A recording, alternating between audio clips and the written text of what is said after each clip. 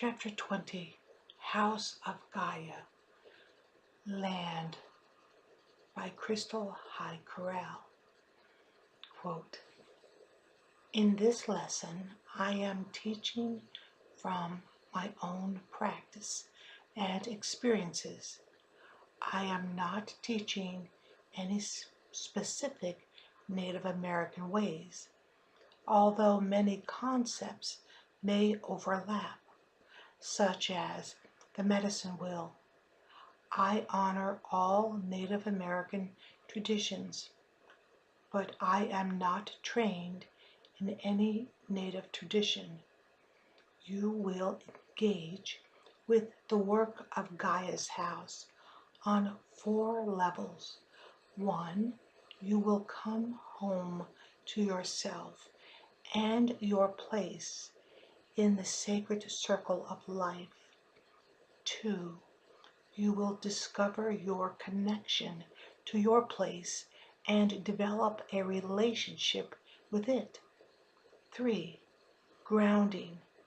You will build a personal practice that fosters your conscious relationship with all beings in your place, the land, the spirits of place, the particular form of the elements of your place, the birds, animals, plants, trees, and weather.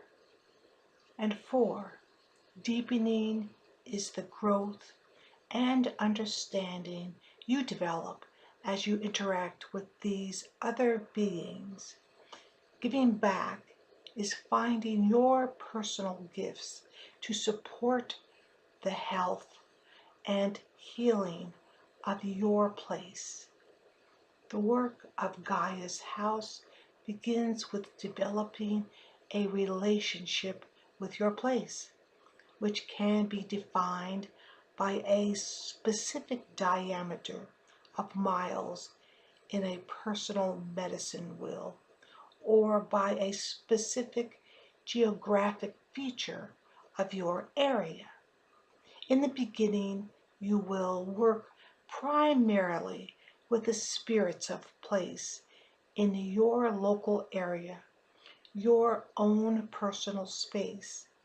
When I began working with these concepts, I drew a 50-mile radius around the area where I live on a map of the area. I considered this my personal medicine wheel, an area I could affect in the physical world. I could visit, I could vote, and influence the treatment it received. I connected with the primary female and male energies of this place, a river valley basin, but beyond that, it was a little overwhelming.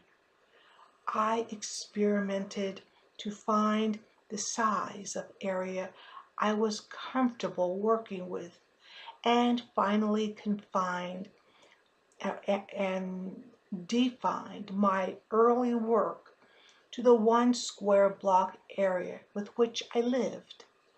Later, I adjusted that to the Vermilion River Valley Basin, which is an irregular shape but felt emotionally right to me. I continue to work with the Vermilion River Valley Basin today. Take some time this month to decide how large an area you will work with in the beginning. I recommend the 1 square block area or its equivalent, as I started with, but you need to find with which you are comfortable working. Then decide the larger area that is presided over by the male and female spirits of your place. You can experiment with specific radiuses or use a natural geographical feature for this, as I used the River Valley Basin where I live. Take some time with this. Sit quietly and send your awareness out a little at a time. How far can you go before you lose a sense of connection with your place? Trust what you feel. Secure a map of your area. Cut out your specific area and hang it on the wall or place it in your journal. Consider studying the geographical history of your area. What natural forces shaped it? Begin to notice the trees and wildlife that share your personal medicine wheel. In the book Animals Speak by Ted Andrews, he lists the energies of the birds, animals, and natural features you will find. Read this book and see what energies are around you, especially in the geographical features of your place. These energies affect you. Attitude is the next area to work on. We live in a consumer society. We are accustomed to paying for a thing and then having it. This is quite apparent in the field of New Age spirituality. We read a book on shamanism and think if we do what the book recommends, we will have a certain experience. And maybe that will happen. But something important has been overlooked. The idea that I will do this and this happens is a form of consumerism. Shamanism is a relationship. A relationship takes time, commitment, and interaction. A relationship is a two-way street. The energies you will be working with are conscious and responsive to attention. If you approach them with love and attention, they will respond to you. An important part of practicing shamanism is giving back to nature. Consider what you can do to benefit your medicine wheel, the larger one and the smaller personal one. What can you do in the everyday world to make a difference in your area? Close quote. Now, Observing the Attuning to Your Land by Krystel Correll. Quote, begin by walking around your yard and the small area you will begin to work. What plants, trees, animals, and birds share your place? When and how do the winds blow in your area? I once thought if the wind was blowing, it was blowing equally in the area, but it doesn't usually. It will begin to blow in one area, then travel to the next, and so on. Give each plant, tree, etc., your conscious attention. Talk to it out loud or in your mind. Send it a blessing. 2 or more days a week, I want you to sit outside, preferably barefooted if the weather permits, in your yard or a park or somewhere outside. Have your feet flat on the earth. Relax. Be aware of your breathing for a few minutes. Do not try to change it. Just be aware of it. Feel the sun on your skin. Be aware of how the air feels on your skin. Now be aware of how your feet feel against the earth or grass for 4 or 5 minutes. Do not try to do this. Just let it happen. Let it be easy. Be aware of the sounds around you without judgment, without resistance. The sounds of nature are easy to enjoy. If the sounds you hear include traffic or people or a jackhammer, let this be okay. Let the sounds move through you. Notice what you can see. Still relaxed, still without judgment. Be visually aware. Be aware of the smells around you. Take your time and savor them. When you are through, give an offering to the spirits of this place and to the energies of the sun and air and earth and water that are present. This can be tobacco, cornmeal, or a hair from your head, or you can say, "What blessings are mine to give? I give to you."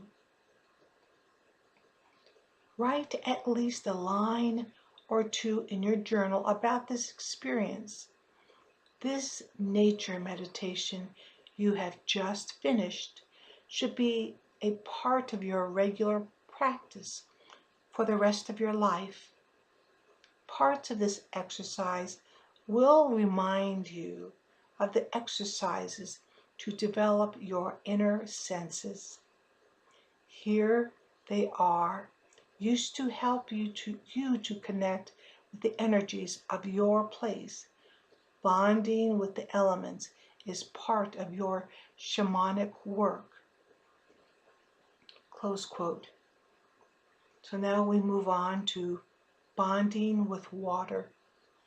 Let us bond with the element of water. Sit outside by moving water. Be in a place that is safe, where you will be comfortable and will not be disturbed.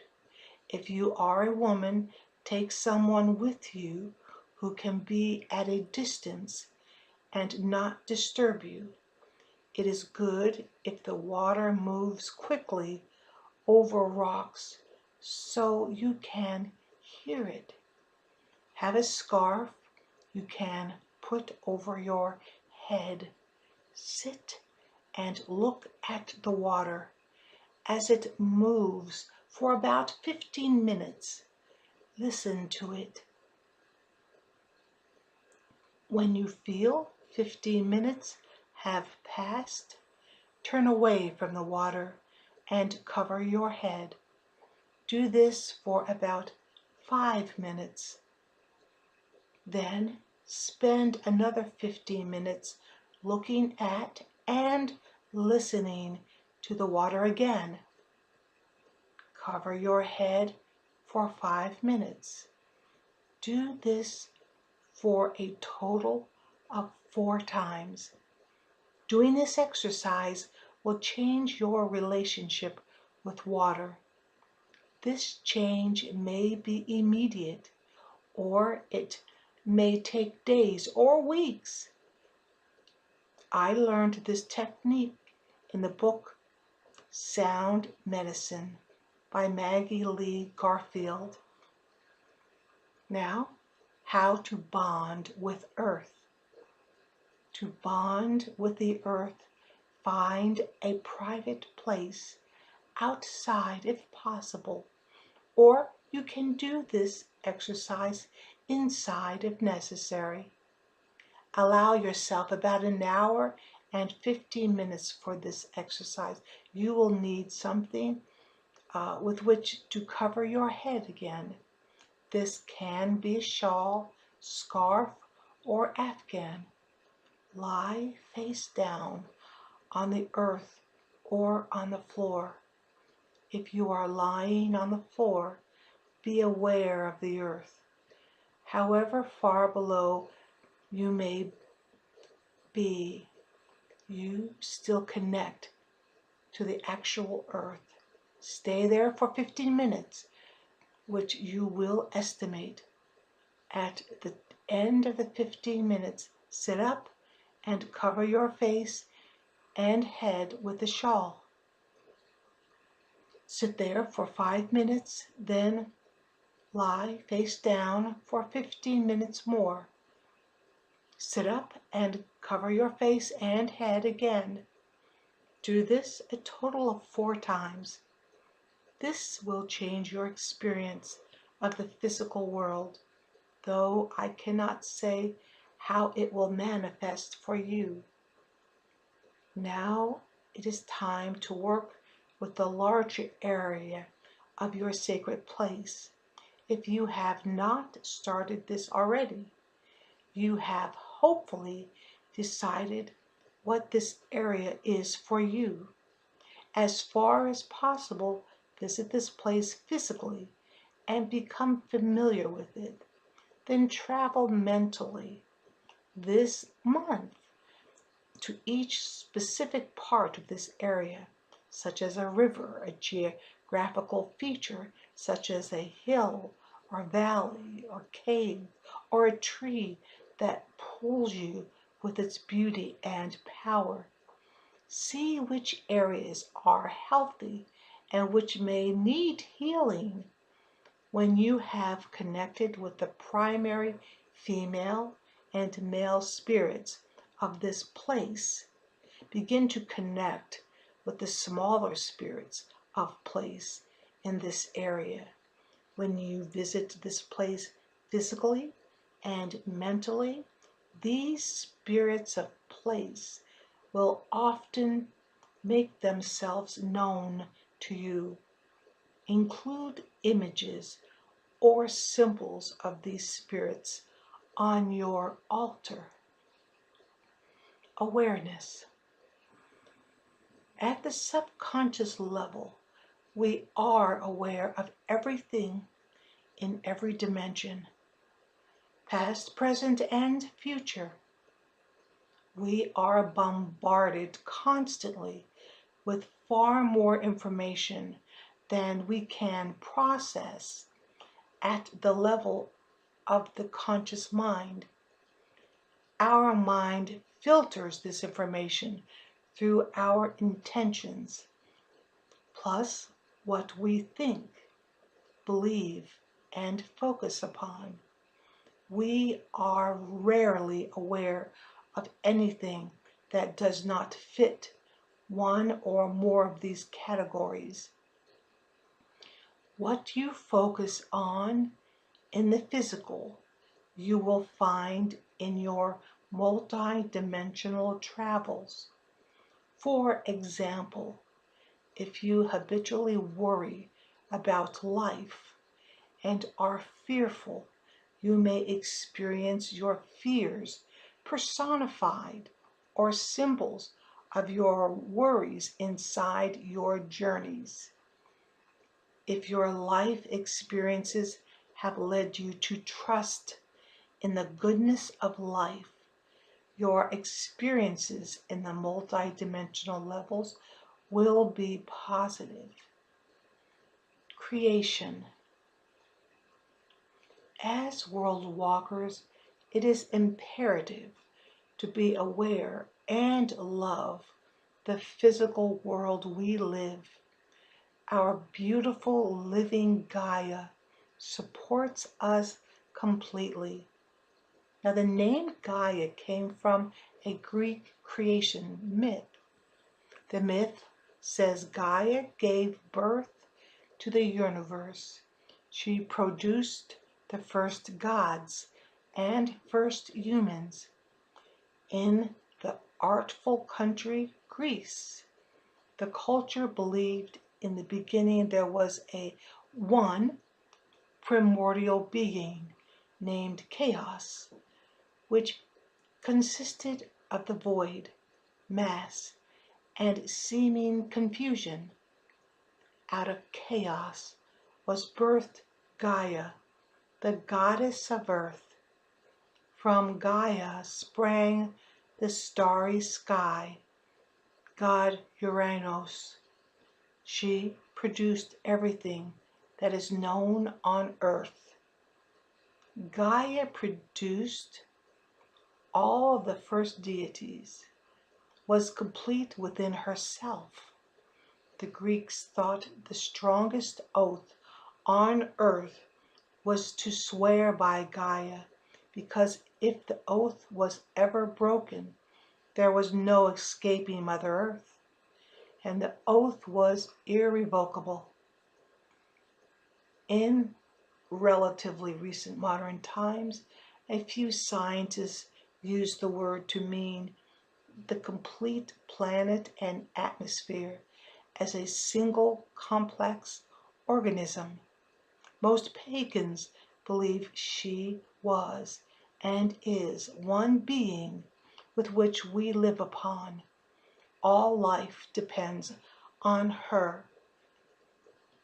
Gaia is sometimes depicted as a voluptuous woman, her body buried halfway in the soil.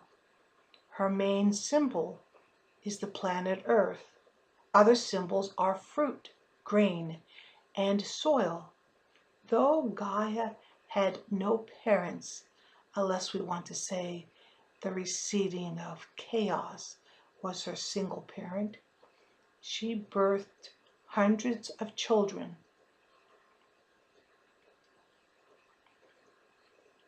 The basic thrust of Gaia's myth is she created her first creation to be her husband.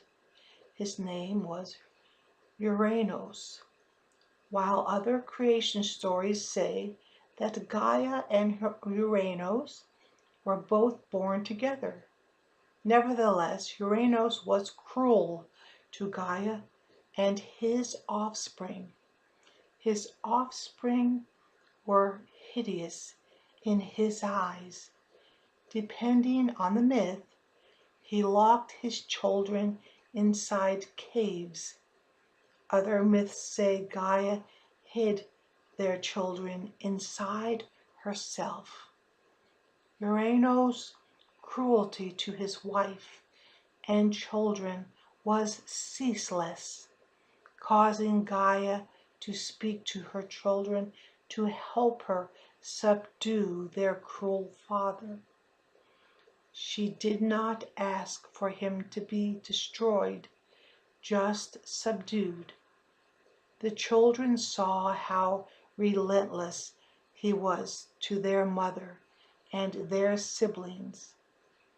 The youngest child at the time, Cronus, came out of his cave to secure something sharp to wound his father enough to render him gentle and move away from his family.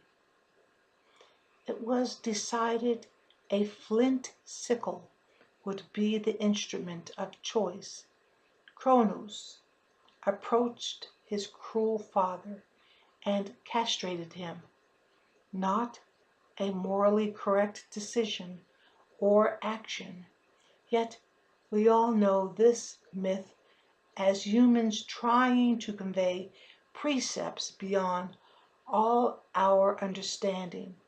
The Big Bang, how energies gathered, then exploded and separated, or collapsed, how the sky and land came to be, using human personalities to explain vast energy planes, galactic birthing processes of existence. Back to the myth. Uranus understood the point and quickly fled from his wife and his children. Gaia found other mates, producing many more children after this horrendous event. Once Cronus removed his father's male parts, he carried them to the churning deep sea. Then he threw them far into the great sea. When the severed organs' blood mixed with the waves' sea foam, the goddess Aphrodite was born, producing a goddess from no mother. Gaia had no parents from whom she sprang, and now Aphrodite had the blood of her father and the water of the sea as parents. Out of Gaia's and Uranus' union, then separation, enters the goddess of love. Gaia birthed her husband Uranus and the sea called Pontus, both first male creations of Gaia, with no coupling. Aphrodite was born from two fathers, Uranus and Pontus, or the sky and the sea. Some precepts have two sides. Although Aphrodite is goddess of love, it is she that oversees the Furies, which were a very angry female spirits of the underworld. Their main duty was to frighten immortal men when they misbehaved. The men called them the Angry Ones, and they were absolutely frightened of the Furies. The guilty conscience speaks in tormenting words and snakes. From the beginning, there were deities that had a shadow side, just like us, which makes sense. Once again, it was humans that created the deity myths, so it is natural to add humanity's less attractive traits, while they were adding superhuman traits. In an exceptionally unpleasant manner, Uranus fathered a daughter, goddess through his blood, Aphrodite, who also consisted of light and shadow side through her Furies. Humans apply human flaws onto the myths they created. In some artists' renderings, many show Gaia holding a key. The key essentially reveals all our growth and healing is found where we live. There is a reason why we live in a certain location. It is our key. With every location, there is found yet another key to unlock another door of knowledge which was never hidden in the first place. The only things hidden are the things we hide from ourselves. Gaia always says, yes, the door is always open, while keeping all things open to anyone that earnestly searches and understands. It is a process to receive, a process to integrate, and a process to apply what we know to our lives and sharing with others. So freely Gaia gave, and so shall we, if we keep life-growing secrets to ourselves. That possibly means we are not even utilizing them for ourselves. If we apply our keys to our life, we desire to share our precepts with everyone, remembering their key is not our key. Gaia's temples are usually outside in the open air among all of nature, so that she may speak to her children through the trees, sky, water, or stones. Gaia is known to speak to her human children through prophecy or oracle, or more often through every living thing. Gaia was worshipped in quiet, dark caves, which some say represent entering the dark womb of life, or in remembrance of where she hid her first children. One of the main temples originally devoted to Gaia before Apollo took over was Delphi. It was a Greek custom to place a bit of barley, honey, or cakes inside an opening in the ground to encourage growth in the coming months.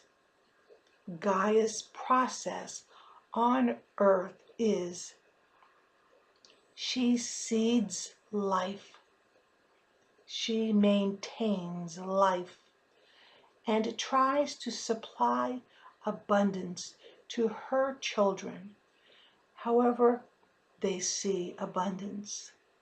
And she provides places for her children to sleep, awake, work, and play.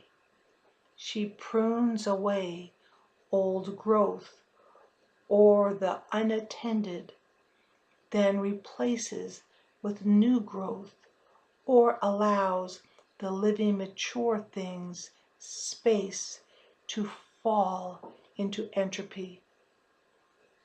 All a single cycle, a continuous regeneration from increase to decrease, then increase once again. Now we move to the Cherokee creation story, and this is by James Mooney, and the book's called History, Myths, and Sacred Formulas of the Cherokees. So here we go. This is the creation story. Now let us switch gears here before returning to entropy and move to another story about the earth. The Cherokee creation story sees the earth as a floating island surrounded by seawater, and at the same time it hangs from the sky with 4 cords. Each cord is a cardinal point. Earth came to be when all the animals became curious of what was beneath the water's surface. So in time, the beetle volunteered to journey for the other animals. This little beetle flew from the sky to see what was below the water's blue surface. Like a water spider, he ran across the water's surface and found no land to rest. Since he was tired, he decided to take a look below the sea's surface, then continued on, eventually diving to the ocean's floor. He knew he would be tired when swimming back to the surface, so he collected mud, then swam upward toward the water's surface, placing the mud on top of the sea's moving surface. This tiny wet patch of earth gave him a place to rest before he returned to his original home. This mud expanded in every direction, eventually forming earth. The other animals were excited about this new earth, each taking turns, checking to see if the mud had dried enough to form solid ground. First, the buzzard arrived to check the ground, and as he flew over the still soft earth, he brushed the soft mud with his wing, creating high mountains and deep valleys in his wake. Once the mud dried to firm ground, all the animals came down to earth, went right to work, setting the sun in her tracks, ensuring she moved from east to west. It took a few tries before the animals placed the sun at the perfect distance where Earth and her inhabitants would not uh, be burned by her flames. As in most cultures, there are a multitude of stories describing how each life form developed and worked with each other. The same is true for Cherokee myths. We are caretakers of this big, beautiful world. Gaia responds, I am your caretaker. Begin to see the earth as one spinning energy source, one chakra. Now that you are here on this planet, know there are many Earth possibilities spinning right now with different types of humanness, as well as other beings with various levels of consciousness blinking off and on. Begin to not only learn everything natural, begin to see that this planet reflects many past, present beginnings in the future. You are a spirit listening to the spirits, as this earth, which is part of us, a projection of a three-dimensional field. Each cell contains a consciousness and is connected to world conditions. Our physical experiences give hints of all our probabilities. It is time to stop blocking data being sent from this planet Earth. The moon, the sun, and all stars are communicating through us, to us. So stop neglecting your full self and the planet that so freely has given to humankind. We are living a living experiment, experiencing everything in a varying degrees. Yes, we chose to live on planet Earth to experience everything it offers in this probability, exploring selfhood. Now go study the nature of reality firsthand. Knowing nature still holds many secrets for humankind. It is a matter of focus and belief in yourself. Belief in Mother Gaia. All of nature is in your hands to protect as it protects you. The shaman learns lessons through studying animals, the weather, plants, among many options. Select one today and begin your love affair of the earth that so generously supports you. Until next time, blessed be.